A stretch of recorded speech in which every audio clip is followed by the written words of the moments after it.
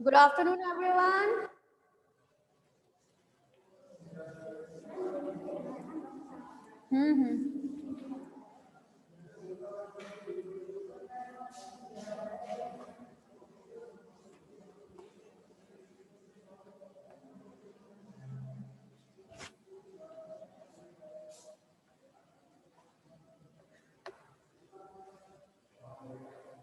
हाँ भाई, final year आप लोगों के में टॉपिक जो स्टार्ट हुआ है that is a parental care.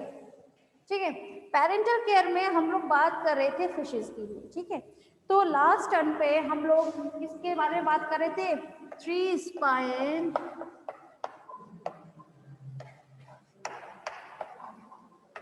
Sticker back fish. ठीक है, क्योंकि ये हम किसके बारे में किस पे बात कर रहे थे? हेडिंग थी आपकी नेस्ट बिल्डिंग में,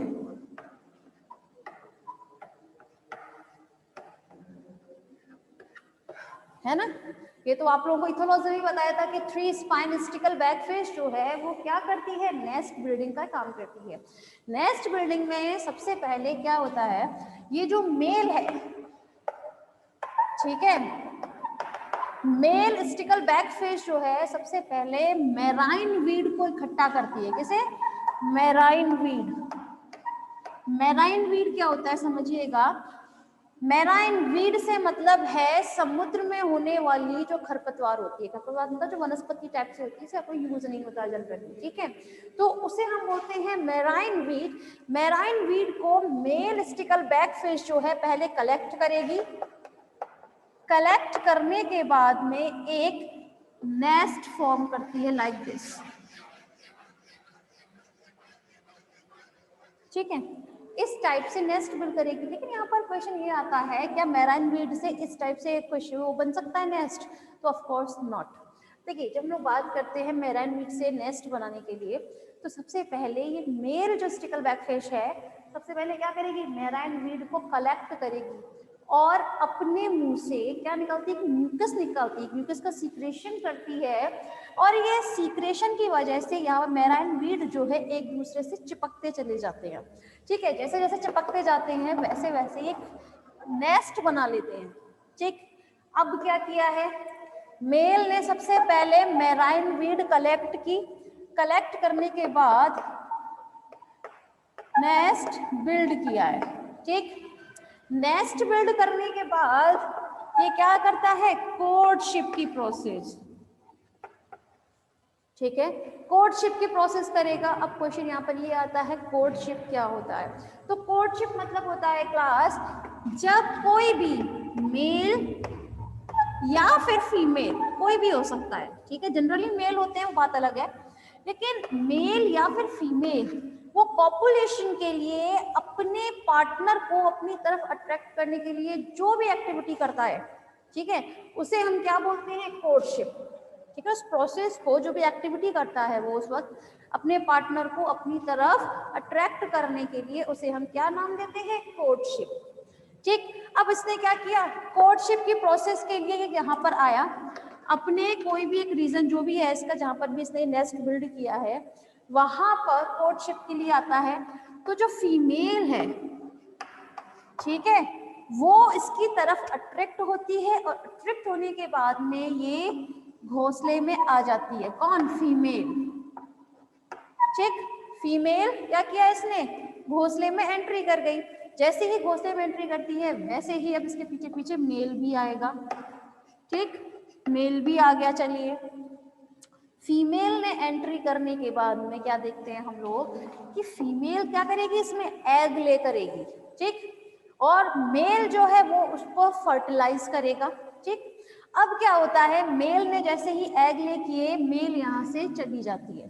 ठीक, लेकिन मेल जो है, ठीक है, ये क्या करेगा? यहाँ पर जो एग होते हैं उनको फर्टिलाइज करेगा। फर्टिलाइज करने के बाद ये मेल जो है फिर से कोर्टशिप के लिए निकलेगा और फिर से किसी फीमेल को अपनी तरफ अट्रैक्ट करेगा, और अट्रैक्ट करने के बाद फिर से मेटिंग की प्रोसेस होगी, जिसकी वजह से यहाँ पर एग ले होगा और फिर से मेल जो है वो क्या करेगा? उन्हें फर्टिलाइज करेगा। तो ये जो प्रोसेस है कि मेल बार बार कोर्टशिप के लिए जाता है और अलग अलग फीमेल्स को लेकर आता है, ये प्रोसेस तब तक चलता है जब तक कि उसका ये जो नेस्ट है वो अच्छे से भर ना जाए।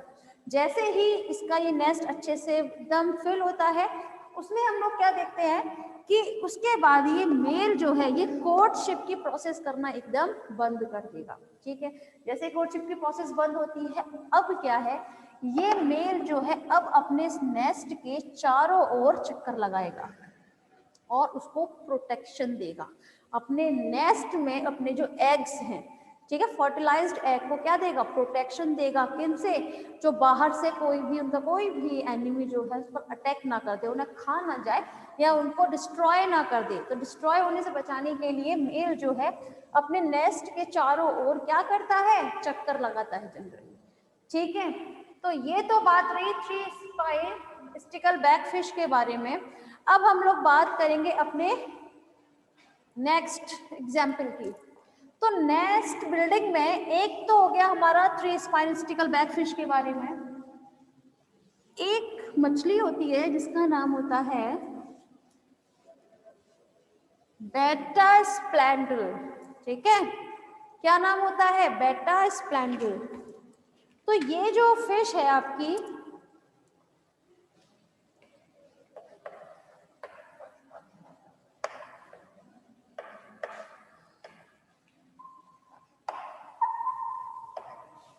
बेटा स्प्लेंडेंस, ये क्या करता है, सबसे पहले इसमें जो मेल होगा, भाई काम तो जनरली पेरेंटल केयर में कौन करता आया है, मेल ही करता है। ठीक है, तो सबसे पहले इसमें जो मेल है, ठीक है, जो मेल बेटा स्प्लेंडन है वो सबसे पहले क्या करेगा, नेस्ट बिल्ड करेगा। मैं ठीक है, नेस्ट बिल्ड करेगा। अब क्वेश्चन यहाँ पर ये आता है, नेस्ट बिल्ड ये कैसे करता है। तो सपोज कीजिएगा यहाँ पर कोई भी एक वनस्पति, मतलब कोई भी प्लांट है जो किसमें है, आपके मैराइन प्लांट है, सपोज कीजिएगा ये। ठीक है, ये जैसे ये कोई मैराइन प्लांट्स हैं। ठीक है, तो मैराइन प्लांट्स के पास में मेल बेटा स्प्लेंडन जो है वो क्या करता है, अपने मुंह से थोड़े से बुलबुले निकालता है। ठीक है, जैसे वो बुलबुले निकलते हैं उन्हें फिर वो अपने मुंह में रखकर यहाँ पर इकट्ठा कर देता है। ठीक है, बार बार मुंह से क्या निकालता है, बार बार बुलबुले निकालता है और उनको यहाँ पर इकट्ठा कर देता है और साथ में अपने मुंह में से एक म्यूकस का सीक्रेशन करता है जिसकी वजह से ये बुलबुले एक दूसरे के साथ चिपके रहते हैं। ठीक है, तो इस तरह से कोई स्ट्रक्चर हमें देखने को मिलता है। ठीक है, चलिए यहाँ पर अब क्या होता है, कोई भी, भाई हम लोग यहाँ जनरली बात कर रहे हैं मेल के लिए, मेल सबसे पहले क्या करेगा, अपने कोर्टशिप के लिए जाएगा। ठीक, कोर्टशिप के बाद में जब कोई फीमेल इसकी तरफ अट्रैक्ट होती है, अट्रैक्ट होने के बाद जब यहाँ पर आके क्या करेगी, एग ले करेगी। ठीक है, तब एग ले करने के बाद में ये जो इसका मेल है, ठीक, वो उन एग्स को अपने मुंह में लेके जाएगा और क्या करेगा, इस झाग में जो इसने बनाया हुआ है ना, यहाँ पर उसको छोड़ता हुआ जाएगा। एक सेकेंड, देखो इस तरह से।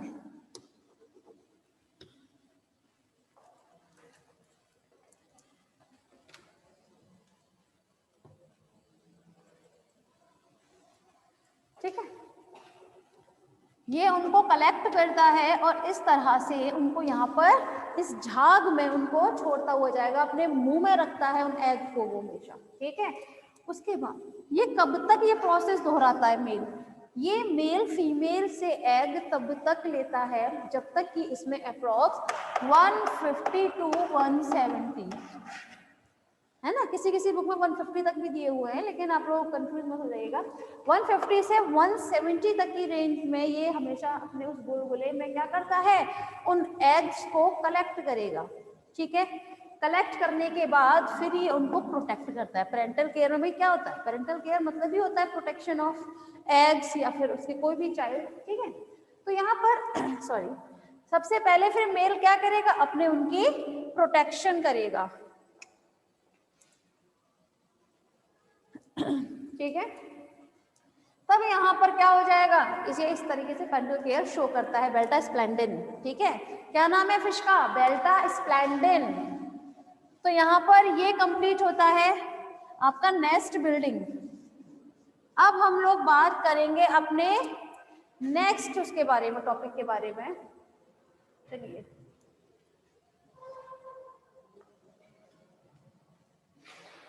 नेक्स्ट है आपका shelter in mouth. Shelter in mouth से मतलब होता है क्लास कि इसमें जो आपकी फिश है, फिश का नाम है सिचलिड। क्या नाम है, सिचलिड, ठीक है। तो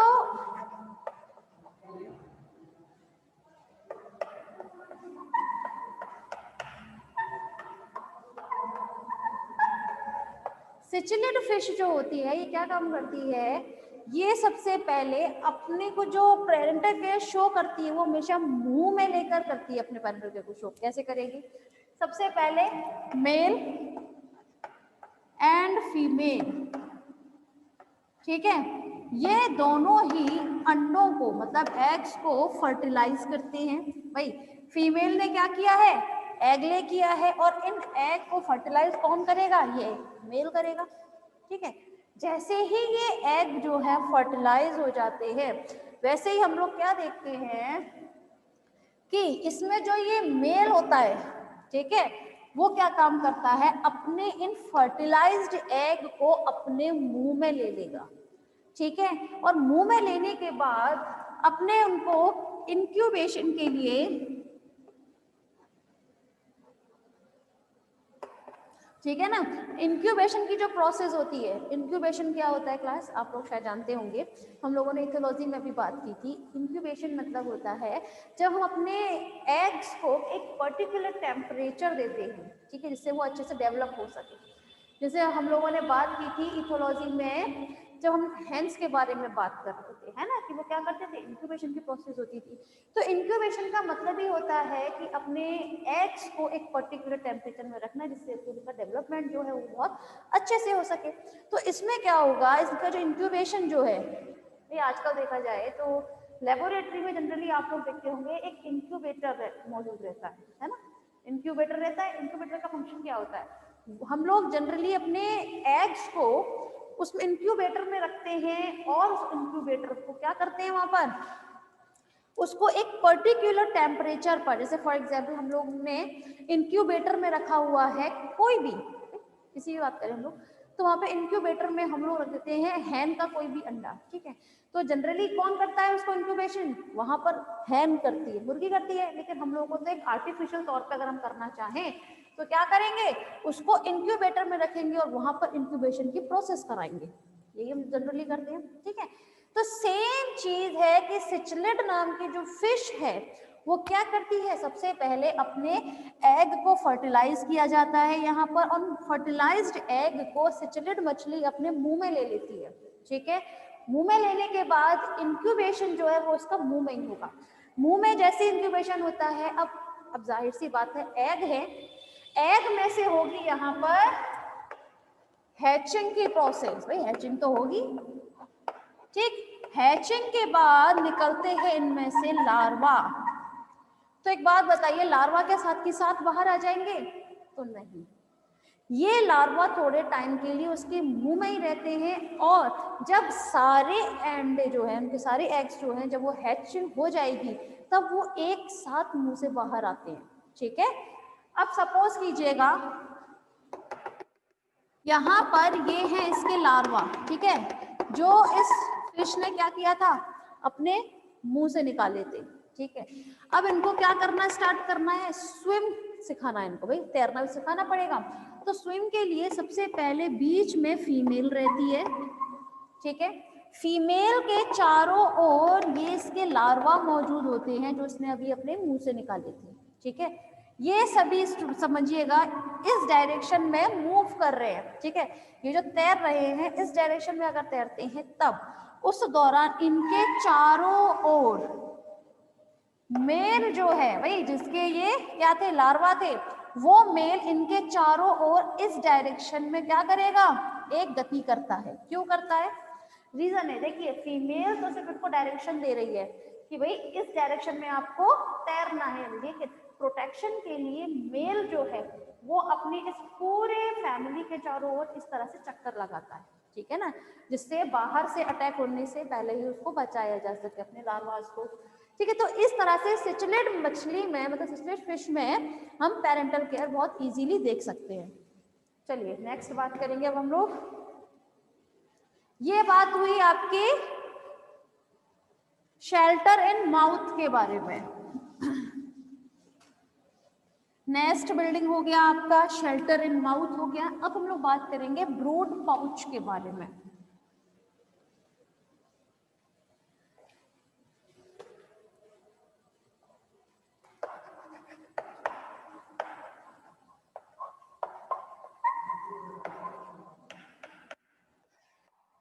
ब्रूड पाउच के द्वारा भी कुछ एनिमल्स जो है वो पेरेंटल केयर शो करते हैं।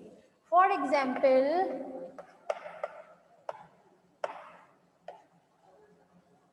सी हॉर्स, ठीक है। सी हॉर्स कैसे समझिएगा, एक डायग्राम बनाते हैं।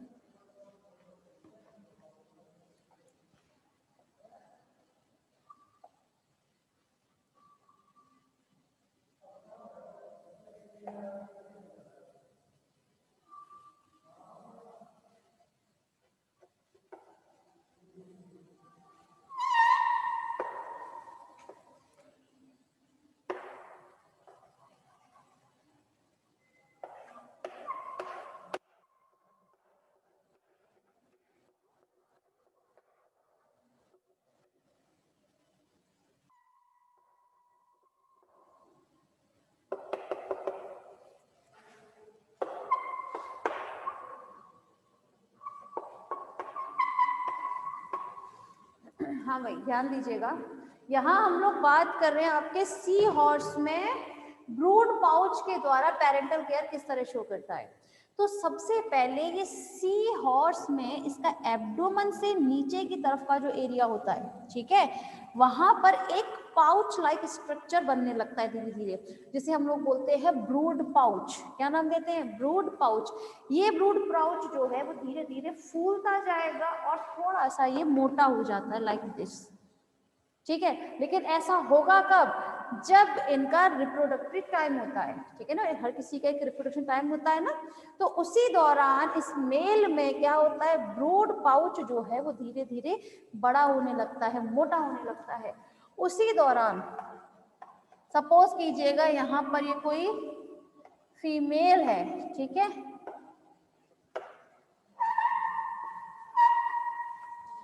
तब फीमेल में जो उसकी क्लोएका होती है, ठीक है, क्लोएका आगे जाके डेवलप होती है और बनाती है जेनाइटल पैपिला, ठीक है, जेनाइटल पैपिला बनाती है। और जेनाइटल पैपिला जो है वो डायरेक्ट कुछ इस टाइप से बनाती है जेनाइटल पैपिला, ठीक है। जेनाइटल पैपिला जो है वो डायरेक्ट किस में जाता है, इस मेल के ब्रूड पाउच में, ठीक है, मेल के ब्रूड पाउच में इसने इसकी एंट्री करा दी है। अब भाई ब्रूड पाउच है तो ऑब्वियसली सी बात है इसमें ब्लड वेसल्स मौजूद होंगी अच्छी तरीके से, कोई अलग से तो पाउच लगाया हुआ नहीं है इस अपनी बॉडी में, है ना, इसी की बॉडी का ये पार्ट है, तो ऑब्वियसली सी बात है ये हमेशा किससे भरा हुआ रहता है, ये फिल्ड रहता है ब्लड वेसल्स से जनरली, ठीक है। अब इसने अपने जेनाइटल पैपिला को क्या किया है, इसमें एंट्री करा दी। जेनाइटल पैपिला की एंट्री करते ही ये अपने एग को डायरेक्ट कहां पर स्टोर कर देगी, कहां पर शिफ्ट करेगी, इस मेल के ब्रूड पाउच में। ये तो मेल है ना, तो मेल के ब्रूड पाउच में उसको अपने एग्स को शिफ्ट कर देगी। जैसे ही ये शिफ्ट होते हैं फीमेल यहाँ से चली जाएगी, ठीक है। अब जो पेरेंटल केयर शो करता है वो कौन करेगा, जनरली मेल, ठीक है। अब सोचिएगा यहाँ पर एग आ चुके हैं इसके ब्रूड पाउच में, इन्हें ये यहाँ पर फर्टिलाइज करेगा। फर्टिलाइज होने के बाद इसी ब्रूड पाउच में इसके अंदर क्या रहेंगे, फर्टिलाइज्ड एग रहते हैं, जिसमें जनरली बाद में क्या होगा, एग है तो ठीक है। आफ्टर सम टाइम इनमें हैचिंग होगी, हैचिंग के बाद इसमें से क्या निकलते हैं, छोटे छोटे सी हॉर्स निकलेंगे।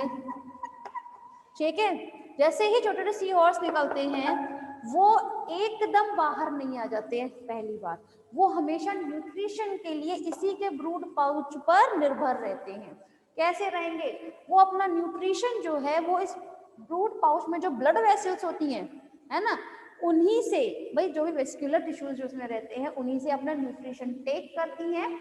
और उसके बाद जैसे जैसे ये थोड़ा डेवलप होने लगते हैं, ठीक है ना, ये छोटे सी हॉर्स जो है जैसे जैसे डेवलप होंगे उसी के बाद आपके इस ब्रूड पाउच में छोटा सा छेद हो जाएगा।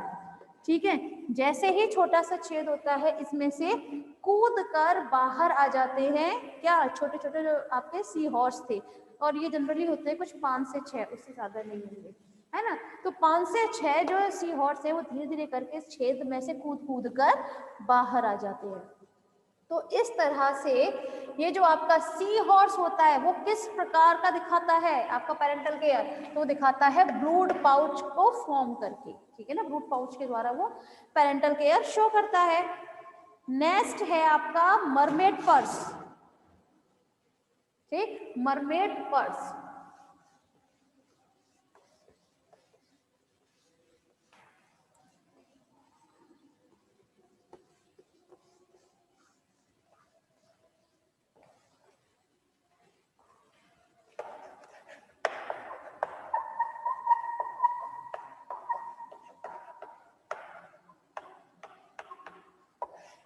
मरमेड पर्स के बारे में बात करें क्लास, तो मरमेड माने होता है जलपरी, पर्स माने तो आप जानते ही हैं क्या होता है, क्योंकि मतलब ये मान के चलिए मरमेड पर्स से मतलब है जलपरी के बटुए जो होते हैं ना, पर्स होते हैं, उस टाइप की संरचना होती है। ठीक है, स्ट्रक्चर होता है। तो चलिए बात कर लेते हैं मरमेड स्ट्रक्चर के बारे में।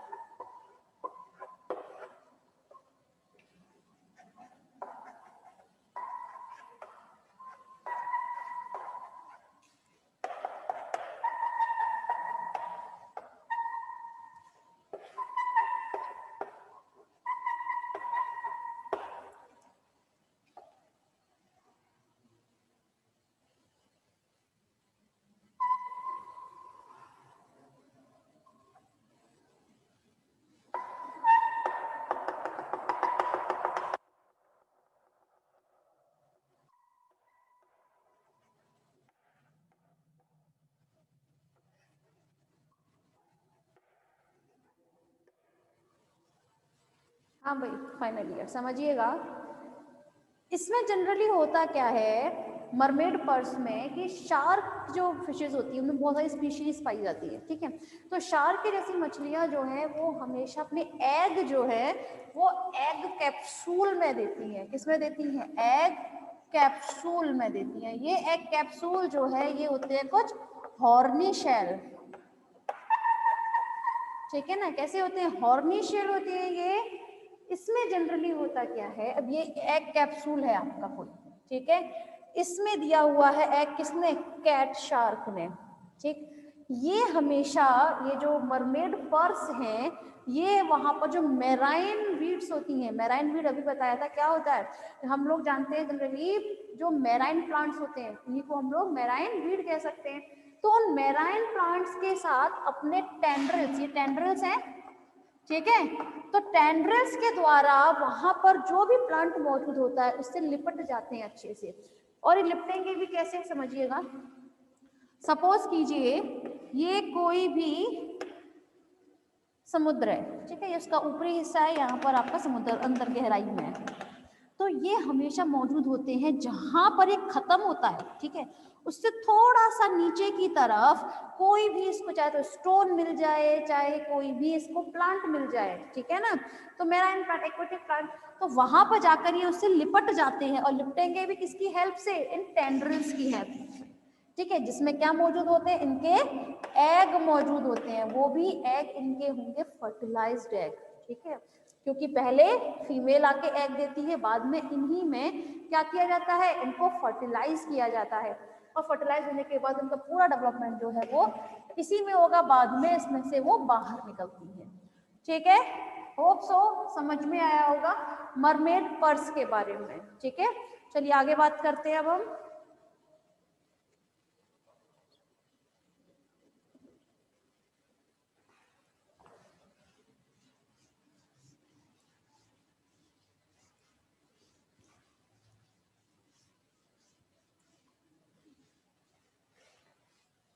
नेक्स्ट है पेरेंटल केयर में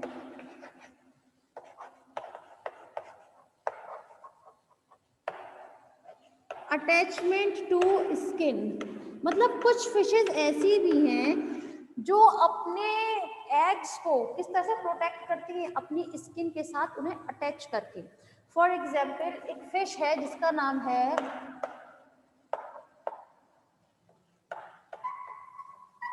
कोर्टुस फिश, ठीक है। तो ये कोर्टुस फिश जो होती है वो जनरली कैसी होती है, देखिएगा जरा,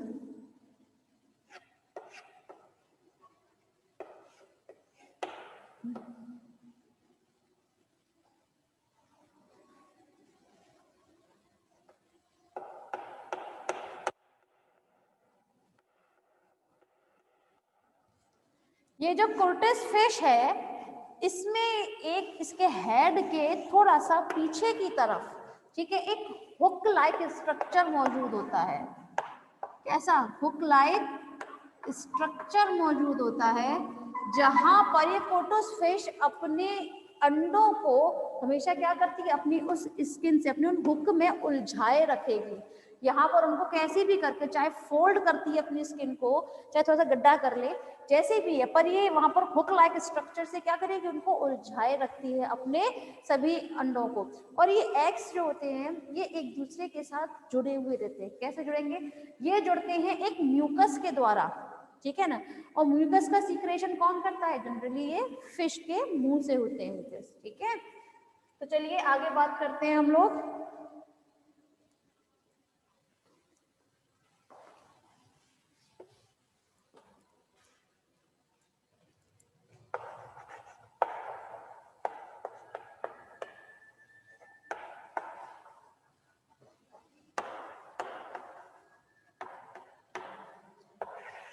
कॉइलिंग अराउंड नेक, तो क्लास जब हम लोग बात करें कॉइलिंग अराउंड नेक के बारे में, तो आप लोग देखते होंगे कुछ फिशेस ऐसी हैं जो जनरली क्या करती हैं, अपने अंडों को हमेशा अपने नेक के चारों ओर इस तरह से, या तो इस तरह से घुमा के रखेंगी या फिर उनको इस तरह से घेर के रखेंगे, जैसे इक्तियोफिश करता है जनरली, ठीक है। तो कॉइलिंग अराउंड नेक में एग्जाम्पल की अगर हम बात करें तो एक मछली है जिसका नाम है फॉलिस, ठीक है, फॉलिस फिश। ये फॉलिस फिश कैसी होगी,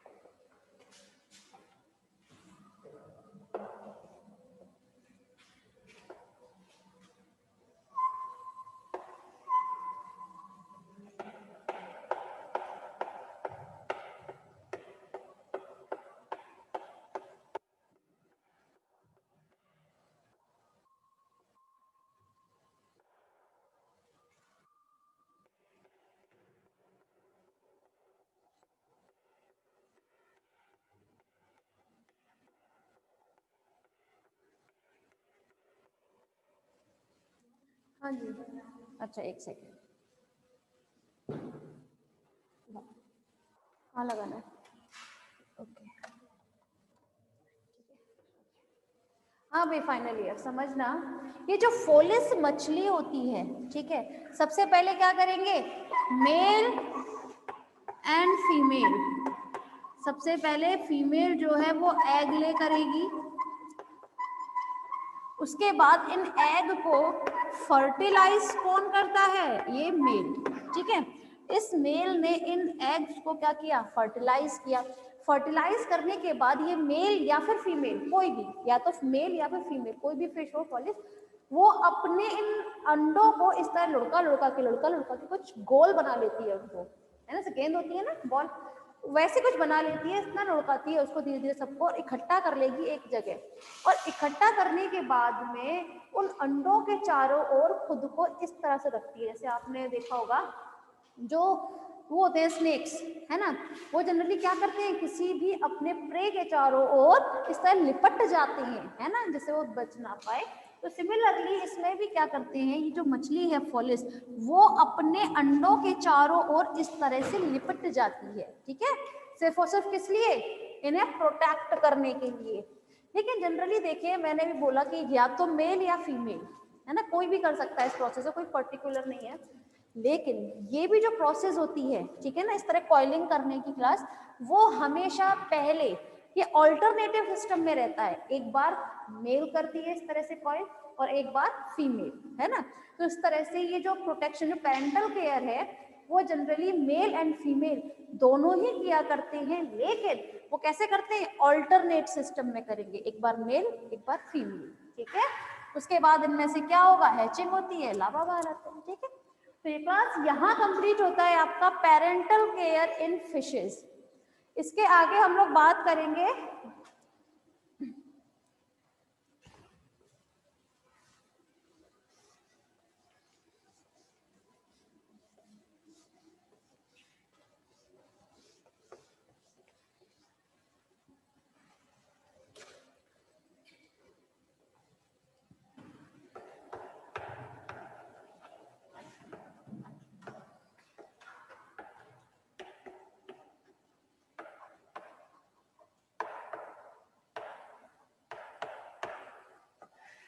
पेरेंटल केयर इन एम्फीबिया, ठीक है। तो क्लास आप लोग जरा पहले रिजॉइन कीजिए प्लीज।